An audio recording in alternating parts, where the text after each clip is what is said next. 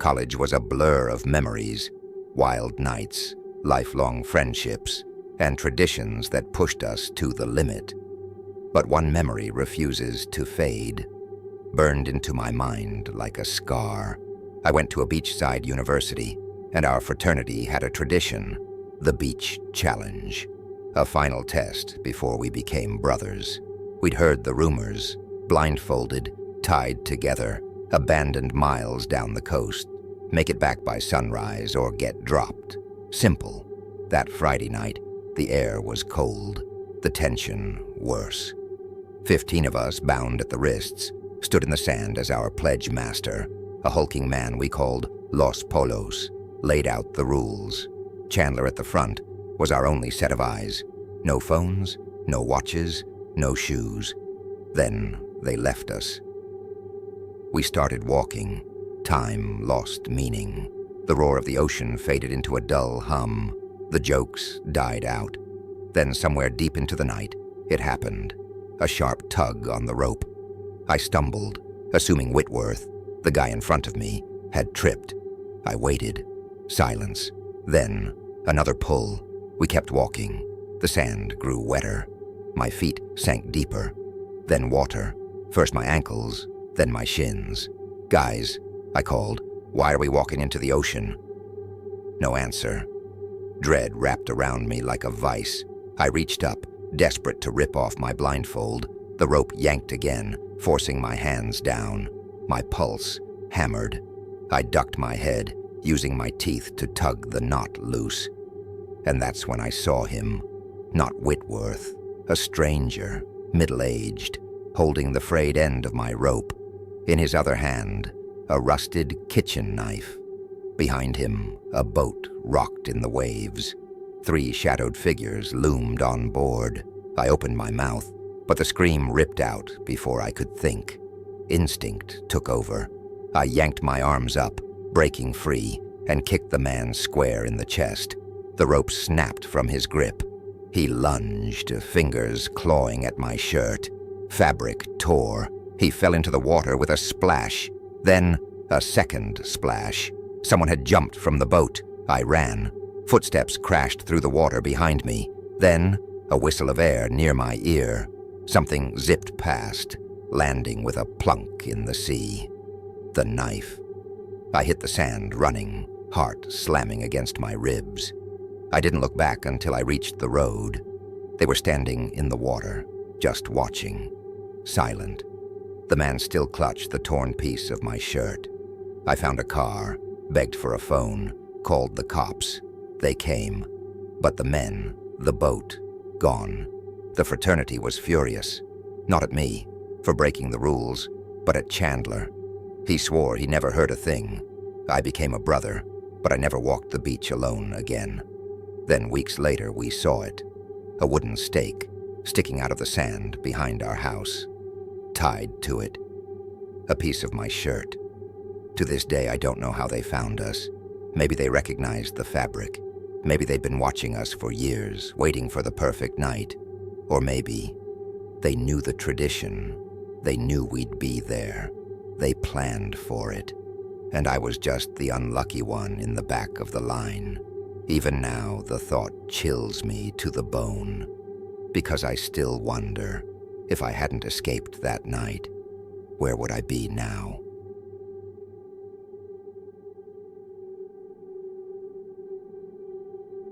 It's been 8 years since I graduated from college. I went to Cooper Union, a small technical school right in the heart of Manhattan. Going to school in New York City was an experience like no other, and I wouldn't trade it for the world. Back then, fraternities weren't a big deal, but I joined one anyway, mostly to make sure I'd always have a party to go to. I was a pretty normal kid, so getting a bid wasn't too difficult. Most of the pledge events were harmless, but I would soon learn what they were compensating for. I hope I don't get in trouble for telling this story, but it happened so long ago that I figure it's safe. I doubt my old frat still does this initiation. At least, I hope they don't. Our big initiation event was something called the subway crawl. The tradition involved sneaking into an abandoned subway station that urban explorers frequented. Our task was to enter from an active platform, walk the tracks to the abandoned station, take some pictures, then continue to the next active platform. We were given subway schedules to ensure we wouldn't run into any incoming trains. As long as we avoided the deadly third rail, we'd be fine. For me, this was more exciting than nerve-wracking. I had been into urban exploration before college, so the thrill outweighed the danger. Our fraternity chose a weekday at 3 a.m., a time when subway traffic was infrequent. There were about 10 of us pledges. The names don't matter, but my closest friend in the group was Riker, an Albanian guy with a knack for comedy. We always said he should do stand-up. He also smoked a ridiculous amount of pot, which is important for this story. We entered the subway tunnel without issue. Riker and I took up the rear since everyone else was too scared. It was pitch black, and our fraternity brothers had only given us 2 flashlights to share. Those, plus a cheap film camera, were our only tools. I originally held one of the flashlights, but I quickly handed it to a whining pledge who couldn't see. Not even 30 seconds into our walk, Riker had an idea. He pulled a pre-rolled joint from his jacket and grinned, motioning for me to stop. "I don't have enough to share," he whispered, nodding toward the others who hadn't noticed us falling behind. Against my better judgment, I joined him. When else would I get the chance to light up in a subway tunnel? We smoked, watching the rest of the group disappear into the darkness, their laughter echoing down the tunnel. By the time we finished, we were significantly behind. Riker's stuff was strong, and I was way more out of it than I wanted to be. We picked up the pace to catch up, but then Riker suddenly grabbed my arm. "Do you see that?" he whispered. I squinted into the darkness. Without a flashlight, visibility was low, but under the dim glow of the tunnel lights, I could just barely make out a figure standing motionless in the middle of the tracks, facing us. A chill crept down my spine. "David?" Riker called out, his voice slicing through the silence. From farther up the tunnel, David, one of our pledge brothers, responded, his voice distant. My breath caught in my throat. Whoever was standing in front of us wasn't one of us. As if David's voice had triggered something, the figure suddenly sprinted toward us. Silent. No footsteps, no breath, no sound at all. Riker and I turned and bolted. My heart slammed against my ribs, and in my dazed state, I was teetering on the edge of a panic attack. The figure's silent sprint made it all the more terrifying. It was as if we were being chased by a shadow. "Faster," Riker hissed, gripping my arm. His usual goofy confidence was gone. We had time before the next train, but running back to the last station didn't feel right. Riker must have had the same thought, because he yanked me sideways, motioning for us to cross the divider onto the other set of tracks. In hindsight, we probably should have just kept running back to safety, but I was too high to question him. We scrambled over the divider and continued toward the abandoned station, running full speed. My pulse pounded in my ears. Now, though, we had an even bigger problem. We had no idea when a train might come barreling toward us. I glanced back, praying Riker's move had thrown off our pursuer. It hadn't. Whoever they were, they had also crossed the divider and were still coming after us. Panic surged through me. There were only a few places where we could cross back safely. If a train came before we found one, we were dead. Riker started cursing under his breath. I felt like I was going to throw up, and then I felt it. A faint glow flickered at the far end of the tunnel. A train was coming. I turned, ready to fight whoever was behind us, but Riker screamed, "Right here," and lunged toward the divider. By some miracle, we had reached another crossing point. We scrambled back to the original track and sprinted another 30 yards before leaping onto the abandoned platform where the others were waiting. Riker frantically explained what had happened while I doubled over and vomited onto the platform. Not even 30 seconds later, the train on the other track roared past us. Our fraternity brothers were ready to confront whoever had been chasing us. We waited, breathless, but no one appeared. Just as we started to think we had imagined the whole thing, a crazed yell echoed from deep within the tunnel. To this day, I have no idea how that person avoided the train. We didn't stick around to find out. As soon as the next train passed, we sprinted out of there, emerging into the crisp night air, gasping.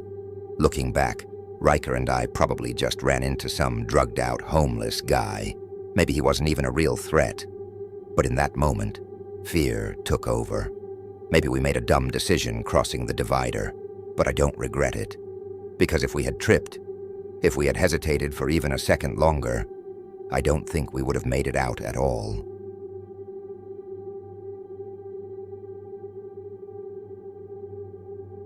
It's been a year since it happened, and I still can't shake the memory. I'm a 19-year-old college student at a large southern university where Greek life is taken very seriously. For privacy reasons, I won't name names, but what I experienced on the night of my fraternity initiation still haunts me. The hazing process had lasted for months, filled with the usual ridiculous tasks, blindfolds, secret locations, and absurd stunts meant to test our loyalty. That night was supposed to be our final challenge, the moment my class of 20 pledges would officially become brothers. At 10:30 p.m., we were blindfolded and led out of the frat house. The brothers took our phones and split us into different cars, their voices loud with laughter as they made us sing along to some corny song blasting on full volume. After about 20 minutes, the car came to a stop. At 10:30 p.m., we were blindfolded and led out of the frat house. The brothers took our phones and split us into different cars, their voices loud with laughter as they made us sing along to some corny song blasting on full volume. After about 20 minutes, the car came to a stop. The doors opened and a firm hand grabbed my arm, silently ushering me out. We walked about 200 feet before I was told to sit and stay quiet. The grass beneath me suggested we were in a field. I could hear the others being placed nearby, their breathing nervous and expectant. After a moment, a voice rang out, giving the typical speech about how we were worthy of the brotherhood. Then silence. Minutes stretched on, punctuated only by the sounds of footsteps, slow, deliberate. I figured the brothers were taking each pledge one by one for some private part of the ceremony. But eventually, even the footsteps faded, leaving only the chirping of crickets and the rustling of leaves in the night breeze. The stillness felt unnatural. I waited. 10 minutes, 20. Then finally footsteps returned, crunching over the grass. A hand gripped my wrist and pulled me to my feet. No words were spoken as we began moving again. At first, the ground beneath me was still soft, but soon it turned uneven. Twigs snapped underfoot. Shrubs scraped against my arms. We were heading into the woods. The blindfold had begun to dig into my face, making my eyes itch. I hesitated before speaking. "Hey, can we stop a sec? My blindfold's really uncomfortable." The hand let go of my wrist. Then, in a low, rasping voice, a man whispered, "Take it off." Something about his tone sent a chill down my spine. It wasn't a voice I recognized. Hesitantly, I reached up and pulled the blindfold away. I wasn't prepared for what I saw. A tall man stood before me, dressed entirely in black, a white vendetta mask concealing his face. The second our eyes met, he lunged. I barely had time to react before he tackled me to the ground, his hands tightening around my throat. My mind raced. flipping between this is part of the hazing and this is something else entirely. Panic took over. I shoved against him with all my strength, managing to roll free. My lungs burned as I gasped for air, my legs already propelling me into a blind sprint through the trees. Branches slashed at my skin. My heartbeat pounded in my ears. I didn't dare look back. Then, voices. "Dude, over here!" I nearly crashed into one of the fraternity brothers as I stumbled out of the trees. My words spilled out in a frantic mess. Some guy, masked, grabbed me, tried to. Before I could finish, 5 or 6 brothers armed with flashlights charged into the woods after him. One stayed behind, gripping my shoulder to steady me, telling me it was okay. When we stepped into the light, I realized we were in someone's backyard, the rest of the fraternity standing on the porch, staring at us in stunned silence. I demanded answers. What the hell was that? The brothers looked at each other uneasily. Then one of them spoke. "You were the last in line. And in the dark, the brother who was supposed to escort you lost track of you. We only realized it a few minutes ago. That's when someone saw movement in the woods. We started doing a head count and you weren't there." I felt sick. Minutes later, the guys who had gone into the woods returned, pale, shaken, and shouting for everyone to get out. We weren't supposed to ask questions. They locked up the house and someone called the police. The whole car ride back, I was bombarded with questions. Who was he? What did he say? What did he want? I didn't have answers. But the next day, one of the brothers pulled me aside and told me what they saw when they chased after him. Deep in the woods, they had come across a clearing. A bonfire burned in the center, flames crackling in the dark. Around it, a group of figures stood, all dressed in black, their faces hidden behind identical white vendetta masks. They chanted in low, rhythmic voices, tossing objects into the fire. One of the brothers had stepped on a branch.